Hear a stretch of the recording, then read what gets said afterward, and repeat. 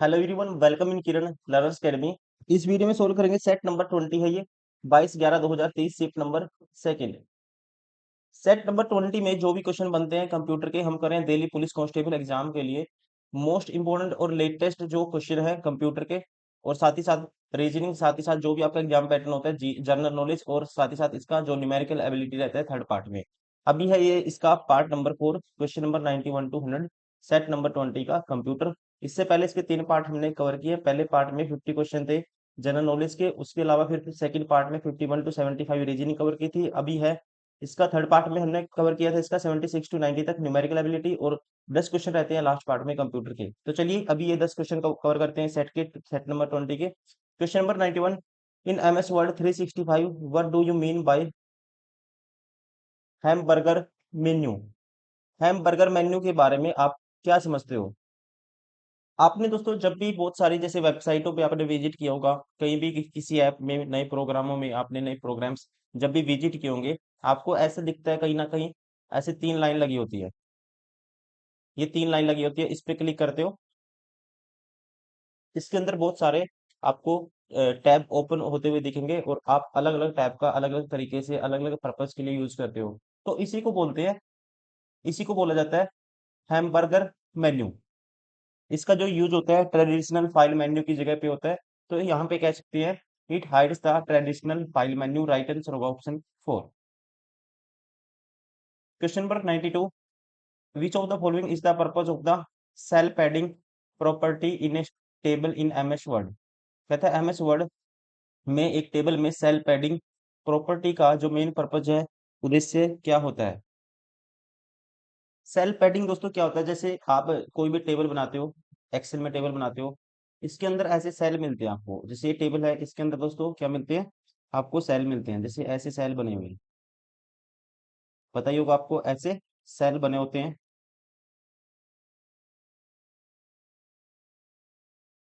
देखिए क्या क्या होता है, एक होता है सेल स्पेसिंग, एक होता है सेल पैडिंग। सेल पैडिंग दोस्तों मान लो ये कोई कंटेंट आपका लिखा है, यहाँ से इसका जो डिस्टेंस होगा इसे बोलते हैं सेल पैडिंग। मतलब कि जैसे यहाँ पे ये सेल है, इसके अंदर आपका जो भी कंटेंट होगा जो आप टाई करते हो, और ये यहाँ से डिस्टेंस होता है जो बॉर्डर से, इसे बोला जाता है सेल पैडिंग बोला जाता है। और सेल स्पेसिंग क्या होता है? सेल स्पेसिंग होता है जैसे कि टेबल में जो डिस्टेंस होता है इसे बोलते हैं सेल स्पेसिंग।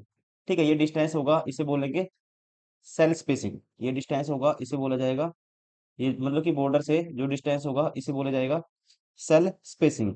और सेल किसे बोलते हैं? ये जैसे ये जो रेक्टेंगुलर बना होता है ये टेबल छोटा सा, इसे बोला जाता है सेल। राइट आंसर होगा इसमें, कह सकते हैं it adds a border around the each cell, ये गलत है। It adjust the spacing between cell and their content, right answer होगा ऑप्शन सेकंड। ठीक है, ये क्या करता है? एडजस्ट करता है स्पेसिंग बिटवीन द सेल, और जो उसके कंटेंट के बीच में जो स्पेस है उसको एडजस्ट करने में क्या करता है? ये हेल्प करता है, या कैसे में उसको एडजस्ट करता है, जो होता है सेल पैडिंग। कंटेंट था ये जो आपने टाइप किया, और ये डिस्टेंस सेम रहेगा, ये डिस्टेंस जो सेम रहेगा इसको एडजस्ट करने में क्या करेगा? ये हेल्प करेगा, या कैसे इसको एडजस्ट एडजस्ट करने के लिए होता है सेल पैडिंग। राइट आंसर होगा option second. Question number 93, what is the primary purpose of an email client. Email client की प्राथमिक उद्देश्य क्या होता है? आसान क्वेश्चन है। प्राथमिक उद्देश्य होता है ईमेल को पढ़ना और उसे आगे भेजना। ईमेल को पढ़ना और आगे भेजना, to read email and send emails. Right answer होगा option 4। Question number 94, which of the following internet services is a secure connection over the internet that allows user to connect to a private network from remote location. कहते हैं कौन सी internet जो services हैं internet पर एक सुरक्षित connection है जो यूजर को दूरस्थ, मतलब कि दूर वाले डिस्टेंस वाले स्थानों पर प्राइवेट नेटवर्क से जुड़ने की सुविधा देती है। उस इंटरनेट सर्विसेज को क्या बोलेंगे? तो उसे बोलते हैं वीपीएन बोलते हैं। ध्यान रखना, आपको क्या बोलते हैं? वीपीएन। जैसे हर कंट्री का अपना एक वीपीएन होता है, जो उस कंट्री के बैठे लोगों को, ठीक है, वो कहीं से भी इंटरनेट का एक्सेस कर सकता है। उसको मान लो कोई सॉफ्टवेयर डाउनलोड करना है, तो उसको अगर वीपीएन से परमिशन, अगर वो वीपीएन उस कंट्री का डाउनलोड कर लेता है तो दूर से भी कुछ भी सॉफ्टवेयर डाउनलोड डाउनलोड कर सकता है। इस तरह से वीपीएन का यूज किया जा सकता है और इसको डिजाइन किया जाता है ताकि जो अनऑथराइज्ड लोग हैं वो इसका मतलब कि बिना विदाउट परमिशन वो इसका यूज ना कर पाए। कोई सॉफ्टवेयर है उसकी परमिशन है, परमिट है, तो अगर आपके पास उस कंट्री का वीपीएन नहीं होगा तो उसको आप यूज नहीं कर पाओगे। उसके जो फीचर है वो आपके लैपी में, लैपटॉप में या मोबाइल में काम नहीं करेंगे। इस तरह से वीपीएन का कह सकते हैं यूज होता है, एप्लीकेशन होता है ये। राइट आंसर होगा option 4, that is VPN. Question number 95, spreadsheet software में, in spreadsheet software which formula can be used to find the largest value in the range of cells। अगर लार्जेस्ट वैल्यू आपको calculate करनी है तो उसके लिए use करते हैं हम मैक्सिमम का।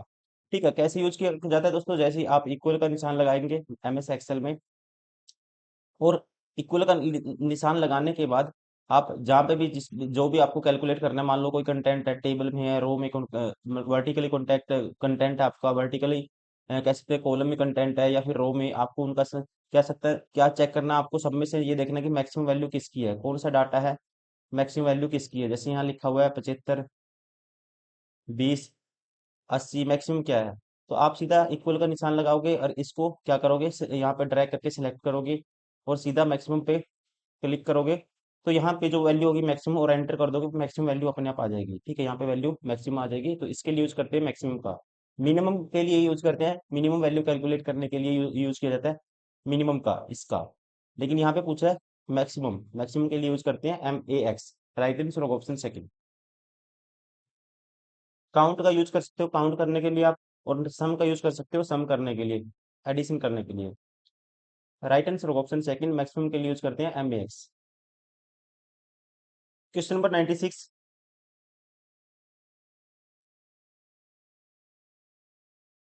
MS Word, which of the following does the bold formatting open typically to do to text in MS Word 365 document?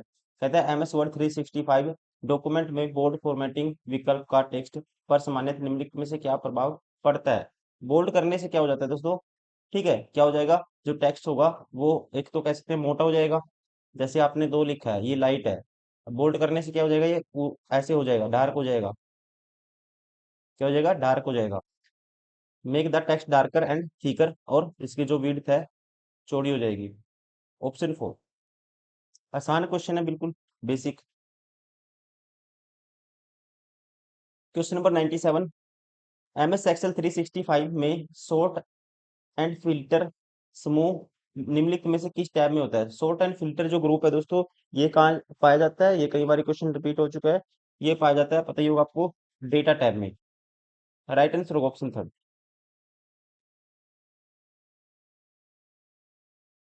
Question number 98, in MS Word 365 which group within the home tab contains the alignment option? MS Word 365 में कहता है home tab के भीतर किस group में alignment option होते हैं? Alignment option पाए जाते हैं, ये भी क्वेश्चन रिपीट हुआ है, पैराग्राफ में। आपको जैसे कि अपने जो भी टेक्स्ट है उसको आप लेफ्ट अलाइनमेंट कर सकते हो, उसकी राइट अलाइनमेंट कर सकते हो, लेफ्ट में या राइट में तो उसको सेंटर भी कर सकते हो, मर्ज एंड सेंटर भी कर सकते हो। तो इस तरह से राइट आंसर होगा इसका option second, paragraph. Question number 99, which of the following is a function in MS Excel 365 that returns the sum of the value in a range of cell?